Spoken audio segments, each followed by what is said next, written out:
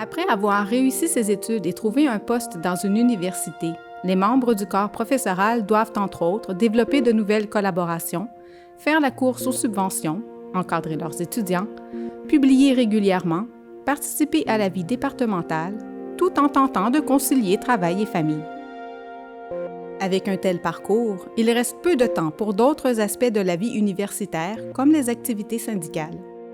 Il y a toutefois des événements, des circonstances qui amèneront les professeurs à appuyer et défendre certains principes, à soutenir des combats plus significatifs. En période de renouvellement d'une convention collective, les professeurs vont devoir quitter leurs livres, leurs laboratoires, leurs salles de cours et ajouter aux longues heures de travail dédiées à l'enseignement et à la recherche le temps nécessaire afin de mieux comprendre les enjeux syndicaux qui sont en cause. Plusieurs éléments font qu'une négociation se déroule sans histoire ou dégénère en une confrontation importante, souvent tributaire des personnes impliquées ou du contexte financier. Il y a toujours dans l'histoire d'un syndicat de ces moments marquants. La grève de 1975. On s'est dirigé vers les centrales syndicales à cause de plusieurs facteurs. Il fallait pratiquement... l'association demandait constamment des choses à l'administration, puis que l'administration refusait. Il y avait un vice-recteur qui s'était vanté publiquement dans le Nouvelliste, que je nommerai pas, qu'il y avait les profs, il faut faire n'importe quoi avec les profs, puis ils obéiraient. Ça fait que c'est là que ça s'est mis à ce moment-là, j'étais président, puis ça s'est mis à réagir. Et là, on avait fait une journée d'études, puis ensuite, on avait fait une journée de grève, puis finalement, les profs, on avait été manifestés au centre-ville, c'était Pierre Sonnet, parce que Pierre Sonnet et moi, on fonctionnait beaucoup étroitement, qui était le négociateur pour le syndicat des professeurs. On s'est promené en ville. Après, je suis parti avec des profs occuper le poste CKTM TV, parce qu'Odette était présidente du conseil d'administration à cette époque-là. Et... finalement, de fil en aiguille, on est arrivé à la grève. La première convention collective des professeurs se termine en 1974. Les négociations débutent en avril et piétinent pendant plusieurs mois. Depuis quelques années, le Québec connaît une effervescence syndicale inégalée. Il y a des grèves dans le milieu universitaire et l'épisode du Front commun des principales centrales syndicales de la fonction publique et parapublique défraie la manchette et culmine avec l'emprisonnement des 3 leaders du Front commun. À la suite de quelques remarques déplacées du vice-recteur aux finances de l'UQTR concernant la servilité des associations d'employés de l'UQTR, le syndicat des professeurs met fin aux négociations, dénonce l'attitude paternaliste de la direction et enclenche le processus d'affiliation à la Fédération des enseignants du Québec affiliée à la CSN qui se concrétise le 12 décembre 1974. Quelques jours plus tard, la direction décide de ne pas verser aux professeurs le montant forfaitaire attribué par le gouvernement du Québec afin d'atténuer l'inflation galopante. Ceux-ci l'auront seulement à la signature de la Convention. La direction perçoit très mal cette affiliation à la CSN. Au début du mois de mars 1975, elle fait parvenir directement aux professeurs une offre globale et finale qui est rejetée massivement par ceux-ci. Le 18 mars, le syndicat organise une importante manifestation dans les rues du centre-ville de Trois-Rivières pendant que plusieurs syndicats d'enseignants de la région manifestent publiquement leur appui aux professeurs. Bien, ce geste est tout d'abord pour faire, avant la fin de la conciliation, une pression sur l'administration pour qu'elle puisse sortir de son inertie et de son inconscience. Les professeurs ne veulent pas aller à la grève, veulent éviter la grève, veulent avoir une solution du conflit, mais si on nous y pousse, nous y refuserons pas. Quelques jours plus tard, on a déclenché la grève et le même jour, comme de connivence quasiment, les étudiants ont occupé le bâtiment de l'administration. Et la suite est assez connue parce que quelques jours plus tard, 8 jours plus tard, parce que nous, on faisait le piquetage, on laissait partir les étudiants, mais le 8, je pense, l'administration a introduit en cours supérieur une injonction, c'est ça, qui a été accordée 2 jours plus tard. Alors, ce qui s'est passé, c'est que les étudiants nous ont remplacés sur une ligne de piquetage, et nous, on laissait passer tout le monde. Ensuite, il y avait une deuxième ligne de piquetage, qui était les étudiants qui laissaient passer personne. Et c'est ça qui a fait que la grève a été efficace. La première grève des professeurs débute le 1er avril 1975. Après avoir prolongé le congé de Pâques, la direction annonce que les professeurs ne seront pas payés, contrairement à l'ensemble des employés. Ce geste peut être considéré comme un premier lock-out. La grève prend fin abruptement le 14 avril lorsque le recteur Boulet obtient, dans la nuit du 13 avril, l'autorisation du siège social de l'UQ de fermer l'UQTR et de mettre les professeurs en lock-out jusqu'en septembre. Il indique qu'après avoir téléphoné aux personnes intéressées, les parties se sont rapidement retrouvées à la table de négociation pour signer une entente de principe. Dès le lendemain, lors d'une assemblée générale extraordinaire, les professeurs adoptent à 59 % la nouvelle convention collective. Le syndicat exige dans le protocole de retour au travail que la direction n'exerce aucune représaille contre les étudiants ayant occupé le pavillon administratif. La grève de 2008. Et les habitudes du syndicat étaient de toujours faire un sondage auprès de ses membres quelques mois avant la négociation.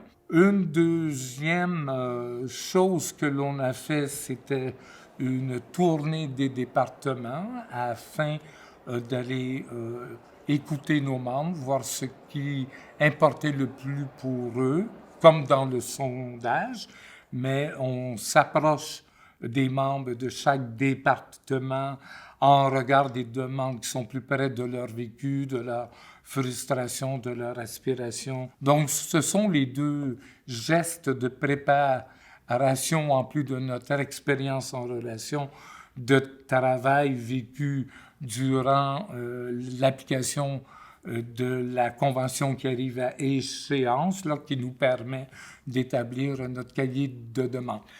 Concernant la motivation, bien sûr, ces 2 premiers gestes-là participent à motiver les membres en préparation d'une négociation qui se dessinait évidemment pour l'automne.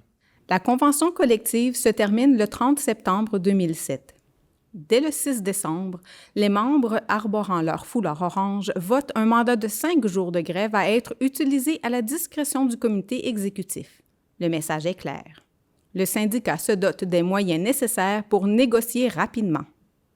Les premiers mois de négociation porteront surtout sur la nécessité de définir la marge de manœuvre financière dont disposera l'UQTR pour les prochaines années. Après avoir longtemps nié l'importance de cette marge et les évaluations avancées par le syndicat, le vice-recteur Garneau finit par confirmer que l'institution bénéficiera d'environ 40 millions de dollars supplémentaires au cours des 5 prochaines années. La première journée de grève a lieu le 16 janvier 2008. Afin de nuire le moins possible à l'ensemble des étudiants, le syndicat choisit de tenir les journées de grève le mercredi. Suivront par la suite les mardis et les jeudis. Pour chaque journée de grève, les professeurs se rendent sur les lignes de piquetage, parfois par grand froid, afin de ralentir les entrées et de distribuer des pamphlets.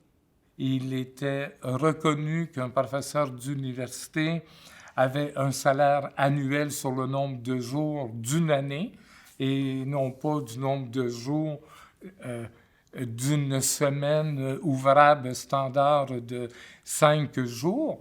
Donc, être mis à la carte le week-end, c'était 10 heures de salaire sur 35 de moins pour les professeurs, sachant très bien que ceux-ci continuaient de faire de la recherche et continuaient de préparer leurs cours. Donc, disons que ce fut une gifle qui a comme stimulé les troupes à ce que le syndicat aille de l'avant. Dès le 26 janvier, la direction demande l'intervention d'un conciliateur. Lors d'une assemblée générale extraordinaire, les 226 professeurs autorisent le syndicat à lever la limite de 5 jours de grève et laissent à la discrétion du syndicat le soin de fixer le nombre. Cette décision est rapidement interprétée dans les médias comme l'obtention d'un vote de grève général illimité. Cette grève, qui s'annonce longue et épuisante, sera l'occasion pour le syndicat d'utiliser pour la première fois le Fonds de défense professionnelle, constitué après avoir quitté la CSN et contenant alors un peu moins de 2 millions de dollars. Ce fonds garantit à chaque professeur de recevoir 100% de son salaire net pour chaque journée de grève ou de lockout. On a pu sentir une très grande confiance entre les collègues à ce moment-là, car ils étaient très solidaires, ils ont créé des proximités, voire même des collaborations scientifiques après s'être rencontrés même sur des lignes de piquage. Donc, ça a créé des liens. Puis, en regard de l'exécutif ou du syndicat ou du syndicalisme de l'organe représentatif des professeurs, oui, il y a une très grande confiance qui s'est installée à ce moment-là.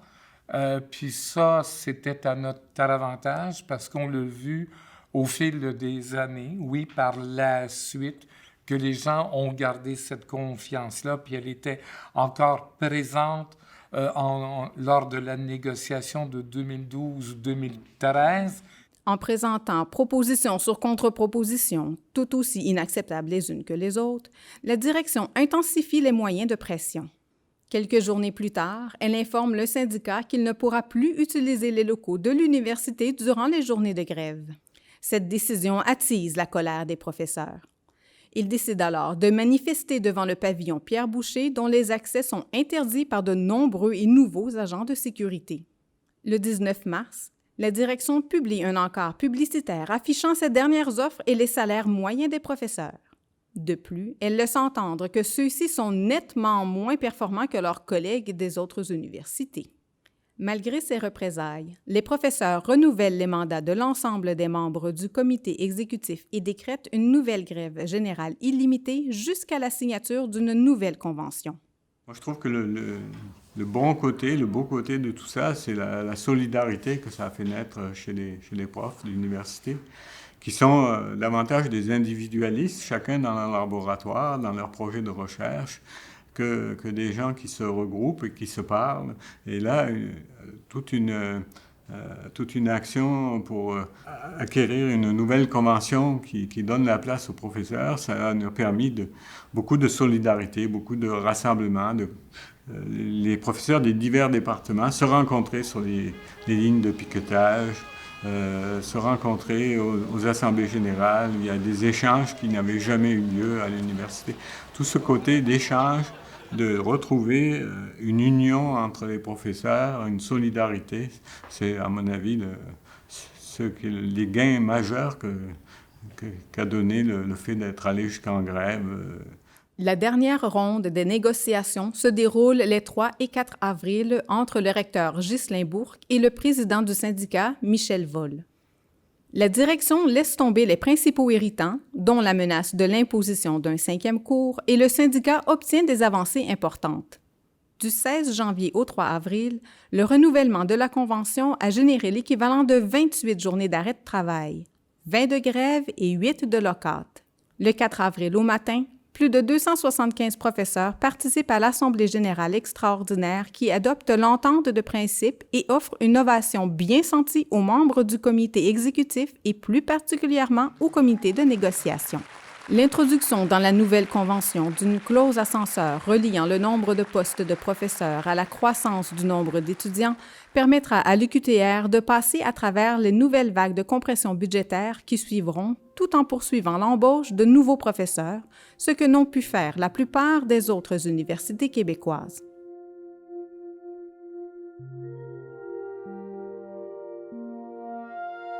Le lockout de 2018. La notion de professeur, qui est un peu autonome dans une université, c'est comme un partenariat entre la direction de l'université et les professeurs. Pour moi, un lock-out, c'est comme si vous avez un commerce entre deux investisseurs et qu'à un moment donné, vous arrivez, puis il y a un des investisseurs qui a changé les serrures de la porte. C'est sûr, certain que l'autre investisseur ne sera pas content. La convention collective prend fin le 31 mai 2017. La négociation pour son renouvellement débute par l'adoption des grandes orientations lors de l'Assemblée générale du 7 juin. Dès la rentrée de septembre, les membres rejettent massivement un premier dépôt patronal jugé inacceptable à cause notamment de la demande de faire passer la charge normale d'enseignement à plus de 4 cours. Après une vingtaine de rencontres de négociations allant de septembre à décembre, la direction décide de demander l'intervention d'un médiateur conciliateur au ministère du Travail. Les professeurs adoptent le slogan « Prof de tout cœur » afin d'incarner la négociation en cours. Le 10 avril 2018, la direction fait un nouveau dépôt tout aussi inacceptable que le premier et que le comité exécutif rejette aussitôt. Le conseil syndical fait de même le 26 avril tout en convoquant une assemblée générale extraordinaire qui devait avoir lieu le 6 juin et où il aurait été question de l'attribution d'un mandat de grève de 20 jours ouvrables à utiliser à la discrétion du comité exécutif. La réaction de la direction ne tarde pas. Le conseil d'administration est convoqué en l'absence du recteur et du président du conseil pour une réunion extraordinaire le 1er mai à 17 h. Il décrète aussitôt le lock-out des professeurs à compter de minuit le 2 mai. C'est la consternation générale chez les professeurs et chez leurs collègues du réseau universitaire québécois et canadien. Nous, on voit comme négociateurs, termes de droit de grève, de droit de lock-out, c'est l'équilibre des forces. Un professeur qui n'est pas en relation de travail ne voit pas les choses de la même façon. Lorsque son recteur lui dit « je te barre la porte », il le voit comme une atteinte à son contrat avec l'université, de pouvoir, la confiance qu'il a envers son recteur. Et ce bris de confiance a été majeur dans la négociation.